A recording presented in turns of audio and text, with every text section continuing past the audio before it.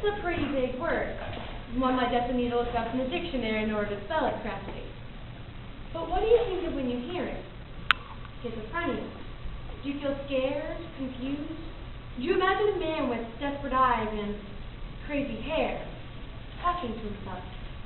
My first piece, entitled Schizophrenia and Stigma, is a speech by Pamela Spiro Wagner that was given on March 13, 2006. And its purpose? To teach people that schizophrenia is not a word to fear, nor should it be a label with a sinister connotation.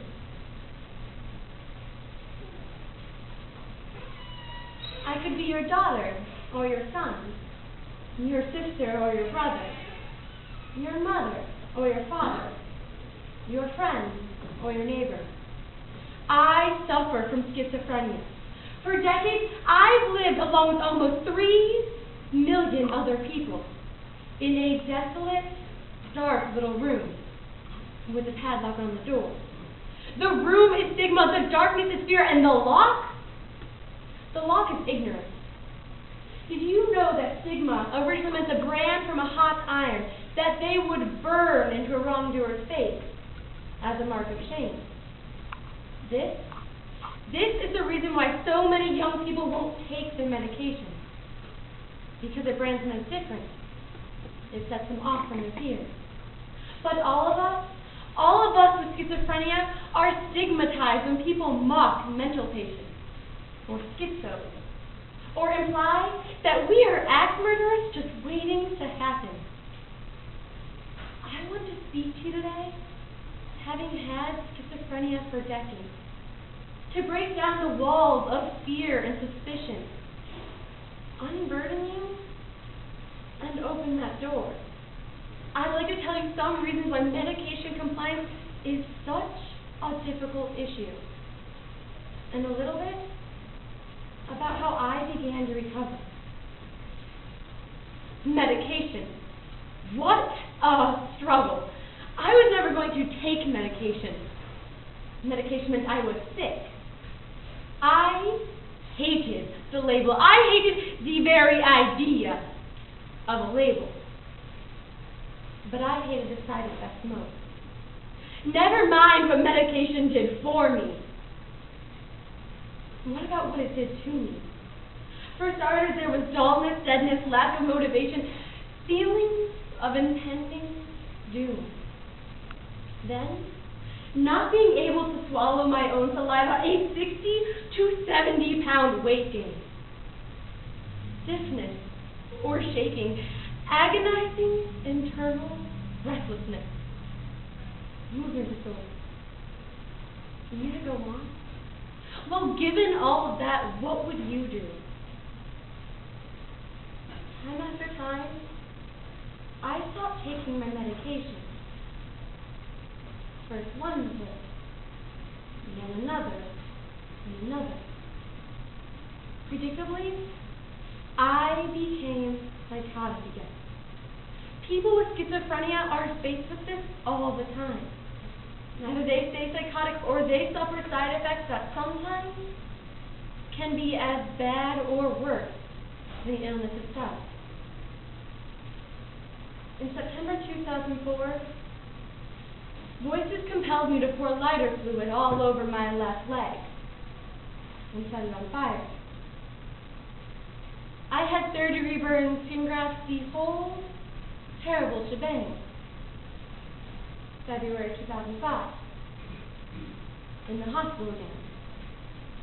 I've been admitted to psychiatric units many, many times before. By then, for a total of 8 years at least. This time, voices yelled at me to burn the rest of my body. That was it. I've been tied down, locked in, shot up, and kept inside for the very last time. I had to decide. Live or die. Numbers. Our entire world can be broken down into numbers. For example, there are 24 hours in a day, 365 days in a year. There are 2 socks in a pair, and 3 wheels on a tricycle. And there are over 2 million people living in the U.S. with schizophrenia. My next piece is a poem by a 27-year-old man suffering from the disease. This piece is linked with the facts, the odds, and the percentages of living with schizophrenia, appropriately titled, Numbers.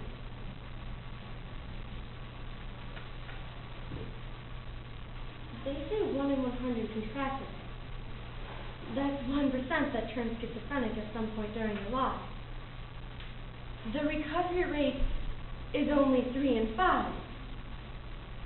Over 51 million have it worldwide. 250,000 in the country which I reside. Teens at 50% risk of attempted suicide. It even affects children as young as 5. 40% suffering will try suicide after possibly feeling dead inside. A decade on 10% will succeed and die, with a further 15% being hospitalized. 6% live it rough in the States, and with another 6% living in jail. That's over a tenth whose life has evidently failed. So pray for that you never suffer and end up becoming just another number. But as a hypocrite, I truly amount, as I am one of those whom this rhyme is about. So the next time you meet someone new, ask yourself, are they a number 2? And who knows, a few years from now, we might prove to better understand the plight of the sufferer. Otherwise, known as a number. Connotation, statistics. They mean nothing when you feel as if you have nothing left.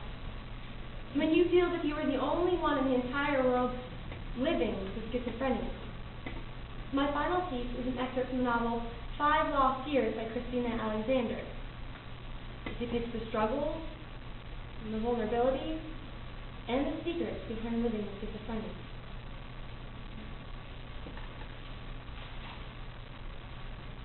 After being out of the hospital for a few weeks, the drug which I had been prescribed broke through. Beginning with a feeling of ill at ease, it intensifies to the point of longing to die.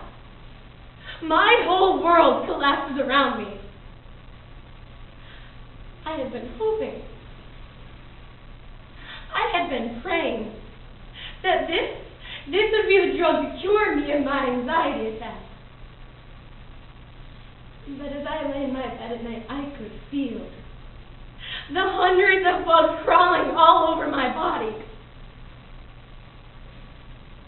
The people talked to me in sinister voices, all different languages. Their hissing thoughts spewing out like sewage on a city pavement. The broken frame of a tortured man. I try to cover my head with a pillow.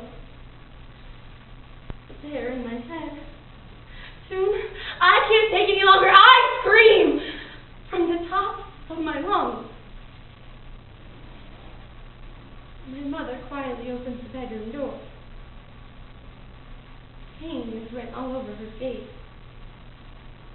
She quietly sits down, and in the dark room, the only light streams into the door, silhouetting her face and her beautiful fine features. I don't want to live anymore, Mom. I can't take it. I want to die. I just can't take it anymore. I just can't. The dialogue becoming more perverse with every breath. The tears I found my face.